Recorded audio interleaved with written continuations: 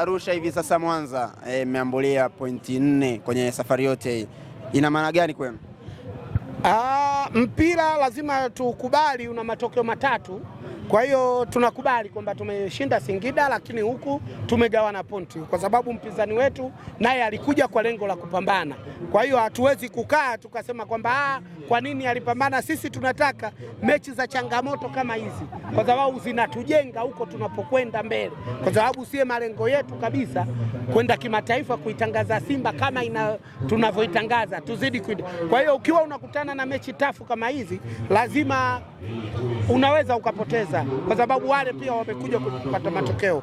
Kwa hiyo sisi tunasema tu tumechukua pointi 1, tunashukuru Mungu, lakini nimeona leo kanda ya Ziwa Mwanza wale mashabiki wetu wote nguli nimewakuta hapa. Deus Kaisile, rais wa madini Geita, alikuwepo hapa, lakini Jose Liabita nimemkuta hapa. Mara nyingi tunakutanaga Simba Day.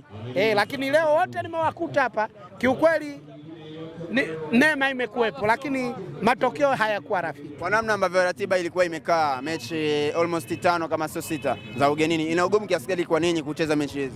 Zina ugumu na zina tabu. Kama mfano wangepangiwa wale ambao wanalalamika kila kukicha, basi matusi ya Karia angepata tabu sana Karia. Bodi ya ligi wangetukanwa na nini, kama unavyoona sasa hivi wameingia walocheza jana. Sasa hivi wamefikia hatua tena wanasema huyu waziri kaja sijui ndo anapanga ligi. Yaani wanakuwa na maneno, lakini mpira ndo ulivyo hivi, kwa sababu ligi inavyopangwa yeye kama anacheza leo sie kesho, umeona yeye atacheza tarehe 21, sisi tutacheza 22. Hatulalamiki, lakini sisi tunacheza ugenini sana na tusikii kulalamika. Tunaheshimu mpira, tunaheshimu ligi yetu iko vizuri sana, inaendeshwa vizuri. Pamoja kulikuwa na matatizo ya waamuzi leo hapa. Umeona kuna vipengele vya tuta, mwamuzi kati ya mfukoni, lakini hatulalamiki. Wao wangeanza sasa kutukana watu, ile kapanga labda waziri au kapanga nani, wangeanza. Kwa hiyo sisi watu wa mpira tunasema kwamba tumepoteza mchezo. Kupoteza ni kitu cha kawaida, tumeondoka na pointi 1, basi tunajipanga hapo baadaye. Pamoja na aina ya matokeo ambayo umeyapata, ni mtazama Elie Mpanzu anazidi kuimarika. Umemtazama na wewe pia, unamzungumziaje? Anazidi kuimarika. Unajua Mbao ilikuwa inamsumbua kwa sababu kila alipoingia alikuwa anakosea, lakini leo unaweza kusema kwamba Simba kama tumepata hasara kwa sababu amekwenda kuchezeshwa katikati namba 9. Elie Mpanzu mzuri kumchezesha mita 2 mita 1 kabla ya beki, anaweza kufanya makubwa, lakini ile kukaa beki ngadu kwa ngadu inakuwa mtihani. Kwa hiyo ina maana kuwakosa mastreka wetu alafu kumchezesha yeye pale kidogo tumejirudisha nyuma. Naamini kama leo angekuepo Selemani Mwalimu hapa hawa wangekuwa, kwa sababu tumeweza kuwashambulia. Umeona kina Clatous Chota Chama, Anicent Ula alikuwa anaingia muda wote kwenye lakini pale juu kulikuwa hamna mtu ambaye anayojua kwamba mimi position yangu ni hapa kwenye utukufu ambayo natakiwa kufunga. Kwa hiyo Elie Mpanzu wakati mwingine alikuwa anajisahau, anakuja nyuma, anafanyaje, unajua kitu usichozoea. Kwa hiyo niseme tu naamini mechi inayokuja Selemani Mwalimu atakuwa yupo uwanjani, basi naamini tutazidi kuimarika vizuri. Kwa sare ya 1-1 ambayo mmeipata siku ya leo, Anicet Ula ambaye ni usajili wa dirisha dogo anaendeleza mwendelezo wake wa kufunga goli. Kumbuke mechi na Singida Black Stars alifunga goli. Unamzungumziaje? Ni mchezaji mzuri ambaye hata mwenzetu anamuogopa. Balaa analifanya zito. Kwa hiyo sisi tunasema tu tutazidi kumpa moyo na kumpamba aendelee kufanya vizuri. Unajua ligi yetu Tanzania iko bora sana na kila wachezaji waliokuwa nje wanatamani kuja kucheza huko. Kwa hiyo ina maana tunachonaniu basi tunajua atazidi kuendelea kwa sababu kuna changamoto ya upinzani wa kupata namba. Kwa hiyo ina maana kuna wachezaji wengi wako nje, yeye ndo anapata, basi aendeleze kiwango zaidi, lakini wale wa nje wakipata nafasi watafanya balaa.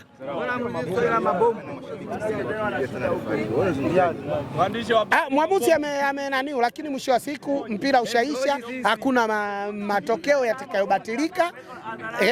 Kwa hiyo sio kama wale kuanza kutukana watu. Hatutukani watu, tumesema imetokea mwamuzi kazingua na watu wote wameona, lakini tunasema tu mpira ndio ulivyo. Kuna makosa mengine yanatokea uwanjani, basi tunashukuru kwa hilo.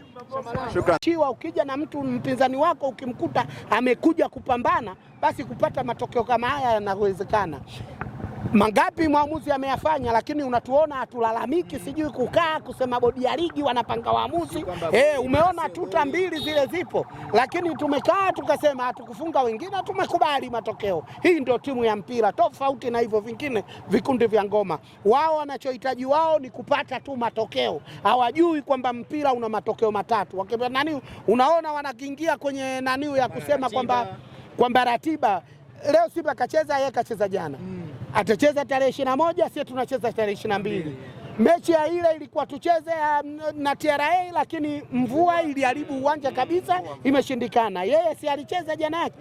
Sasa ukiona hivyo wanakuwa na malalamiko. Mpira unatakiwa, ukiwa mtu wa mpira na unauelewa mpira, uache ujinga, fata mpira unavyokwenda. Sisi tumedraw leo, tumemheshimu mpinzani, kapambana kweli, kaja kutaka pointi moja au kutaka pointi 3, lakini tumekosa. Lakini kiukweli kabisa timu yetu pale tuna matatizo ya striker. Unajua unamchezesha namba 9 kama Elia Mpanzu, kwanza unapata hasara. Elia Mpanzu amezoea kutokea pembeni au kucheza namba 10. Usimchezeshe na mtu wawe hivi pamoja wamekabana.